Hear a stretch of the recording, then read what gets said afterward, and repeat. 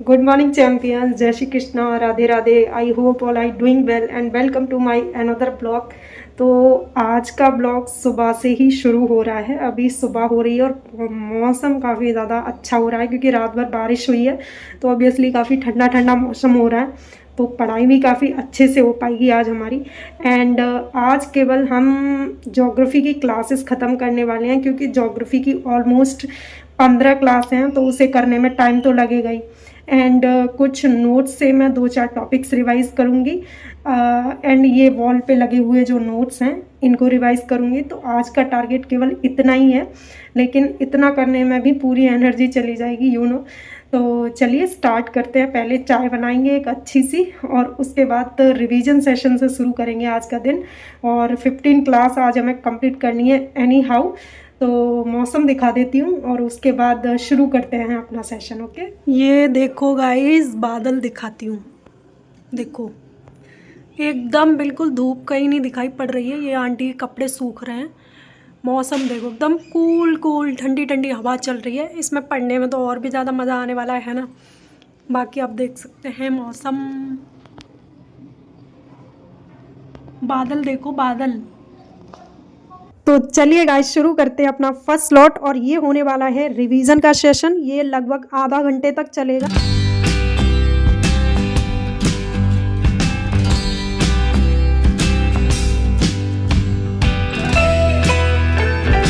देखिए यहाँ से मैं इसलिए स्टार्ट करती हूँ क्योंकि मोस्टली स्टूडेंट और एस्पिरेंट यही गलतियाँ करते हैं कि हम बहुत सारे नोट्स बना लेते हैं और वॉल पे लगा लेते हैं, लेकिन पीछे मुड़ के उन्हें कभी नहीं देखते हैं. और ये हमारी सबसे बड़ी मिस्टेक होती है. इसलिए मैं हमेशा अब शुरू करती हूँ अपने दिन की शुरुआत रिवीजन से, क्योंकि जो वॉल पे लगी हुई चीज़ें हैं वो एक्टिव रिकॉल करने वाली हैं. कुछ भी चीज़ें आप कर रहे हैं, कोई भी वर्क घर का भी कर रहे हैं, तब भी आप इस तरीके से चलते फिरते चीज़ों को रिवाइज़ कर सकते हैं ताकि आपके जो नोट्स बने हुए हैं वो वेस्ट नहीं लगने चाहिए, है ना. तो देखिए ये काम आपको भी करना है. ऐसा नहीं करना है कि लाइब्रेरी में जाके बहुत सारे नोट्स चिपका लिए, उनको कभी देख ही नहीं रहे, या फिर घर पे बहुत सारे नोट्स बना के चिपका लिए, कभी रिवाइज़ नहीं कर रहे हैं. तो ये चीज़ें नहीं करनी है, रिवाइज़ भी करना है साथ के साथ, ठीक है. तो इस तरीके से कुछ आधा घंटे चला था ये सेशन और फाइनली ये ख़त्म हुआ यहाँ पर. अब करेंगे स्टार्ट अपना सेकंड स्लॉट. ओके, तो फाइनली गाइज यहाँ पे शुरू कर दिया मैंने अपना सेकंड स्लॉट. और आपको पता है जैसे ही सेकंड स्लॉट का नाम आता है मैं एकदम खुश हो जाती हूँ क्योंकि ये मेरा फेवरेट स्लॉट होता है ज्योग्राफी का. क्लासेस से नहीं करूँगी, जो मेरे नोट्स बने वही मैं रिवाइज़ कर रही हूँ इस टाइम पर.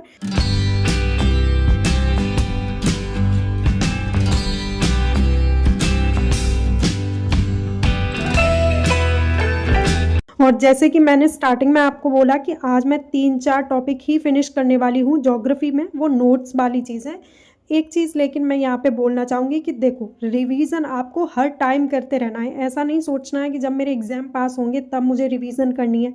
जब हम कोई चीज़ रिवाइज़ करते हैं ना तो अलग ही लेवल का कॉन्फिडेंस और अलग से ही एक नई मोटिवेशन आ जाती है हमारे अंदर, ठीक है. तो रिवीजन हमको हर टाइम करते रहना है. अब चलिए, तब तक क्लास चल रही है, तब तक मैं क्वेश्चंस पूछ लेती हूँ from the geography. So first question आपने ये बताना है कि हमारी इंडिया का पहला नेशनल पार्क कौन सा था. उसका नाम बताना है, डेट बता सकते हो या उसकी ईयर बता सकते हो तो वो भी मेंशन कर सकते हो. सेकंड आपने ये बताना है कि माउंट हैरिट नेशनल पार्क कहाँ पर सिचुएटेड है, उसकी लोकेशन आपने बतानी है, ठीक है.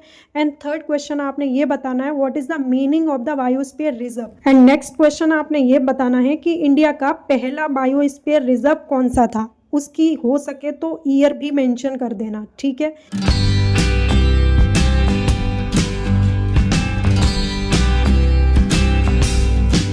एंड लास्ट क्वेश्चन आपने ये बताना है कि ब्लैक सी से एसोसिएटेड कितने कंट्रीज हैं वो आपको बताने हैं, प्लस ब्लैक सी की लोकेशन भी आपको बतानी है, ठीक है. तो ये कुछ क्वेश्चंस थे from the geography subject. I hope आप ये सारे क्वेश्चंस के आंसर ज़रूर देंगे. यहाँ पर इस तरीके से मैं रिवाइज कर रही थी, आप देख सकते हैं ये मेरे कुछ नोट्स हैं और इनको पहले ही मैंने बहुत पहले यहाँ पे बनाया हुआ था. इस तरीके की ब्लैंक कॉपी आप भी परचेज कर सकते हैं, मार्केट से मिल जाएगी ईजीली. वहाँ पर मैपिंग के लिए ये चीज़ बहुत इंपॉर्टेंट होती है.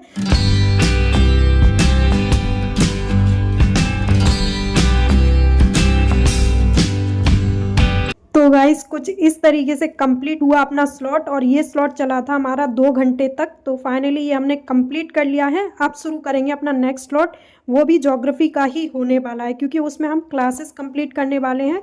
तो चलिए विदाउट टाइम वेस्ट किए शुरू करते हैं अपने उस वाले स्लॉट को भी। तो गाइस इस वाले टॉपिक से शुरू होगी अपनी क्लास प्लेट टेक्टोनिक, और इस तरीके से आप गिन सकते हैं लगभग 15 क्लास हैं। बाकी की क्लास ऊपर की मैंने ऑलरेडी कर ली हैं, और इन क्लासेस को करने का मतलब मेरा ऐसा है कि ये टॉपिक जैसे बुक में दिया हुआ है प्लेट टेक्टोनिक, तो बुक से इतनी जल्दी अगर आपको कॉन्सेप्ट समझ में नहीं आ रहे हैं, ऑलरेडी मैंने बुक पढ़ ली है, नोट्स भी बने हुए हैं, बट रिवीजन में कहीं ना कहीं प्रॉब्लम होती है, तो दोबारा से आप क्लासेस ऑन कर सकते हैं। किसी भी टीचर से आप पढ़ रहे हैं, ये मत सोचिए कि हम इनसे पढ़ रहे हैं तो शायद समझ में नहीं आ रहा। इसका मतलब जो मैं क्लासेस करने वाली हूँ तो ये मेरी पूरी बुक आज ही फिनिश हो जाएगी यहाँ से लेकर, ठीक है। ये मिनरल्स एंड रॉक्स वाला चैप्टर है, और ये 5th चैप्टर है। बाकी के जो आगे के चैप्टर हैं वो मैंने ऑलरेडी कर लिए हैं, तो इतना मेरा अभी बाकी है, तो आज इसको भी पूरा फिनिश करना है। और मुझे नहीं पता इसमें कितना वक्त लगने वाला है, लेकिन मैंने डिसाइड किया है कि ये सारे चैप्टर्स आज फिनिश करूँगी। इस वाली बुक में 16 चैप्टर्स दिए हुए हैं, तो ये स्टार्टिंग के जो चैप्टर्स हैं ना, the origin and evolution of the earth, interior of earth, so इनको मैंने ऑलरेडी कवर कर लिया है। तो आज यहाँ से चलने वाला है मिनरल्स एंड रॉक्स, तो ये सारे चैप्टर्स ख़त्म करेंगे 1 बाय 1, एंड यहाँ तक हम पहुँच जाएंगे, तभी जाके हमें एक सेटिस्फेक्शन होगा कि चलो ठीक है, जो टारगेट लिया है वो कंप्लीट हुआ। तो अब इसे स्टार्ट करते हैं विदाउट टाइम वेस्ट किए, ठीक है। तो चलिए अब शुरू करते हैं अपना 3rd स्लॉट, और ये स्लॉट काफ़ी ज़्यादा हेक्टिक होने वाला है, आई नो, क्योंकि इस स्लॉट के अंदर हम 15 क्लासेस ख़त्म करने वाले हैं, मतलब 16 चैप्टर, ठीक है, फिजिकल ज्योग्राफी के। तो कोई बात नहीं, हम करेंगे जैसे भी कर पाएंगे, लेकिन आज हमें करना है, ये तो हमारी जिद है ना।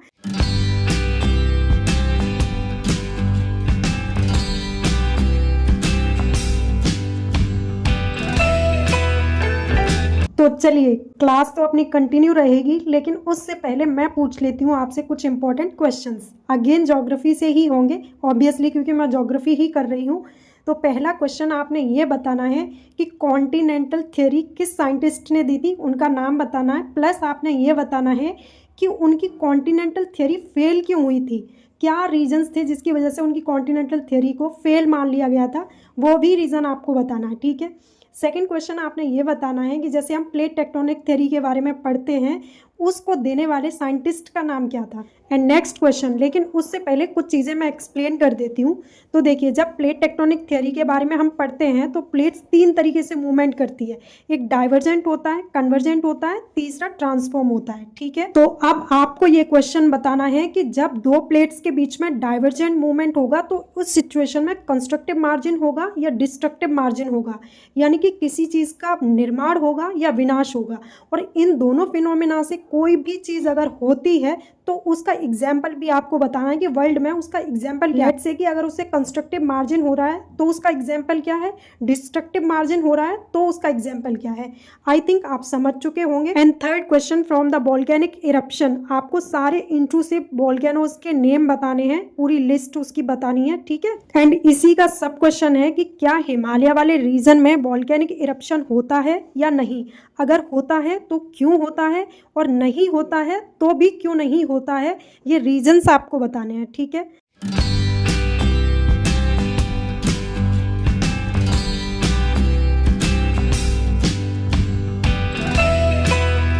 एंड नेक्स्ट क्वेश्चन आपका रॉक वाले चैप्टर से है। तो सबसे पहले तो आपको यही बताना है कि रॉक की स्टडी करने वाले साइंटिस्ट को बेसिकली क्या कहा जाता है, ठीक है। एंड सेकंड क्वेश्चन आपने ये बताना है कि इग्निशियस रॉक के बनने का फॉर्मेशन क्या होता है, कैसे बनती हैं, वो प्रोसेस आपको बताना है, ठीक है, एक्सप्लेन करके। तीसरा क्वेश्चन इसी का सब क्वेश्चन है, आपको बताना है कि कोयला किस रॉक का एग्जाम्पल है, सेडिमेंट्री, इग्निशियस या मेटामॉर्फिक, ठीक है, क्योंकि रॉक्स 3 टाइप की होती हैं इसीलिए। और 2 मिनरल्स के नाम तो अक्सर आपने सुने होंगे, पहला है ग्रेनाइट और दूसरा है बेसॉल्ट। ये दोनों मिनरल किस वाली रॉक के एग्जाम्पल हैं, लाइक जैसे इग्निशियस है तो उसके 2 टाइप होते हैं, तो उस टाइप में किसके ये एग्जाम्पल हैं आपको ये बताना है।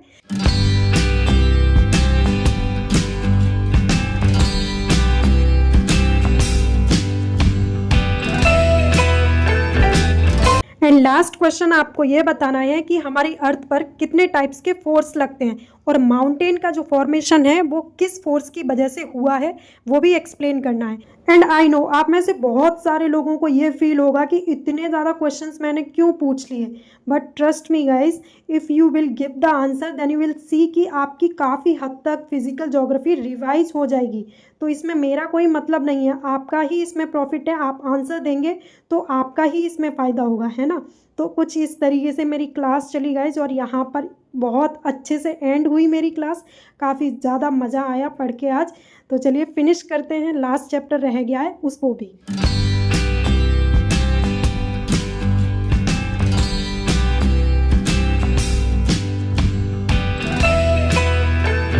सो फाइनली गाइज यहाँ पर ख़त्म होती हैं हमारी 15 क्लासेस। आप देख सकते हैं कि ये लास्ट क्लास थी जो भी मैंने कंप्लीट कर ली है। क्लास नंबर 22 इस पे लिखा हुआ है, तो ये भी मैंने कंप्लीट कर ली। बाकी मैंने चैप्टर जो जहाँ से शुरू किया था और ये हमारा लास्ट चैप्टर था। इसके बाद ये ग्लॉसरी दी हुई है, मतलब ये कुछ वर्ड्स हैं उनकी डेफिनेशन, जैसे आपको समझ में नहीं आती कि एयर मासेस क्या होते हैं तो उनके बारे में डेफिनेशन गिवन है। तो गाइज ये वाला चैप्टर हमारा लास्ट था, बायोडाइवर्सिटी एंड कंजर्वेशन। तो इसको मैंने फिनिश कर दिया। इन टोटल 16 चैप्टर्स थे इस वाली बुक में, फिजिकल ज्योग्राफी वाली बुक में, मतलब फंडामेंटल्स ऑफ फिजिकल ज्योग्राफी। तो ये मैंने ख़त्म कर दिया। अपार्ट फ्रॉम दैट कुछ ऐसे स्टिकी नोट्स, शॉर्ट नोट्स कह सकते हैं, जो इन्फॉर्मेटिव मुझे लगी इन्फॉर्मेशन वही मैंने यहाँ पर नोट डाउन किया। अदरवाइज़ मैं बुक में ही नोट्स बना लेती हूँ जहाँ मुझे ज़रूरत नहीं पड़ती है लिखने की।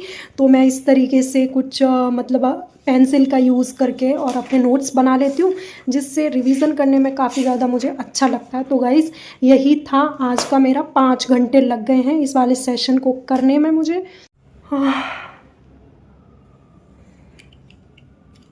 बाकी हालत तो आप देख ही सकते हैं कि किस तरीके से हालत हो जाती है सुबह से लेकर शाम तक। बाकी गाइस बहुत ज़्यादा अंधेरा हो रहा है, मैं इसको खोल के तब दिखाती हूँ खिड़की को कि टाइम बेसिकली अभी क्या हो रहा है। टाइम हो रहा है 8:13, मतलब 8 सवा 8 बज गए हैं। यू कैन सी हियर कि 7:15 बज गए हैं। तो अब डिनर का टाइम भी हो गया है। तो गाइस देखो अंधेरा बहुत ज़्यादा हो रहा है, पहले खिड़की खोल के दिखाती हूँ। सो आप देख सकते हैं गाइस कि अंधेरा एकदम ब्लैक ब्लैक आसमान। ठीक है, इसको कर देते हैं क्लोज। तो आज के लिए बस इतना ही था गाइज। आई होप आपको ब्लॉग पसंद आया होगा। अगर पसंद आया है तो वीडियो को लाइक कर देना, चैनल को सब्सक्राइब कर लेना अगर न्यू हो तो, और शेयर कर देना अपने फ्रेंड्स के साथ में। और मैं इतना ही बोलूँगी कि जो टारगेट हमने लिए हैं वो डेली बेसिस पे हमें कंप्लीट करने चाहिए। तो जब हम कंप्लीट कर लेते हैं तो उसके बाद बहुत अच्छा फील होता है लिटरली। और ये एक्सपीरियंस आप भी करके देखिए, बहुत अच्छा लगता है। 8 घंटे की पढ़ाई हो गई है ऑलमोस्ट आज, और काफ़ी अच्छा लग रहा है गाइस। तो चलिए मिलते हैं किसी नेक्स्ट ब्लॉग के अंदर। तब तक के लिए bye bye, take care, protect yourself, good night.